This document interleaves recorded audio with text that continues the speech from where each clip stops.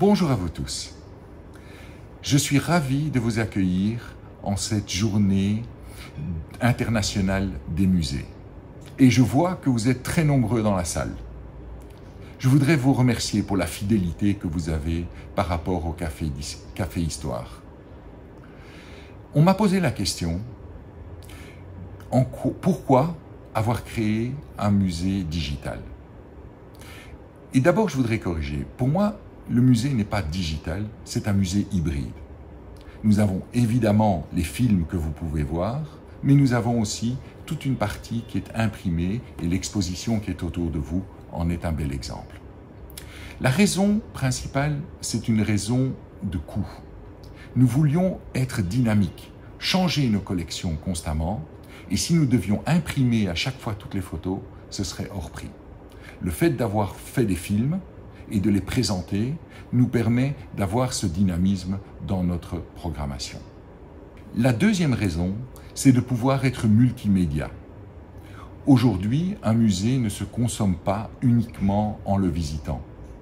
Vous pouvez aller sur les vidéos YouTube, vous pouvez également écouter les podcasts, vous pouvez voir des livres, et nous voulions être présents sur tous ces différents canaux. La troisième raison d'un musée digital, c'est l'interaction. Souvent, les musées, c'est eux qui parlent et les gens qui le visitent écoutent ou lisent. Ici, grâce à la page Facebook et aux nombreux commentaires, c'est un véritable dialogue qui s'est instauré entre le musée et les personnes qui suivent sa page. Et nous trouvons ça beaucoup plus riche. De la même manière, beaucoup de conseils sont donnés par les personnes qui consomment nos contenus et cela nous permet de nous améliorer constamment. Un musée digital permet également la préservation. Quand il y a 10 ans, nous avions commencé à collecter des photos, une des choses dont les personnes avaient le plus peur, c'est que nous les dépossédions de ce qu'ils avaient. Le fait de pouvoir digitaliser ces contenus nous a permis en fait de les préserver d'un côté, mais également de leur restituer ce qu'ils nous avaient confié. Enfin, le format digital ne s'abîme pas.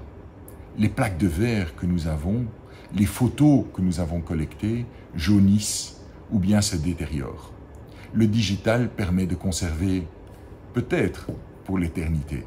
La dernière question, c'est quel est le futur du musée?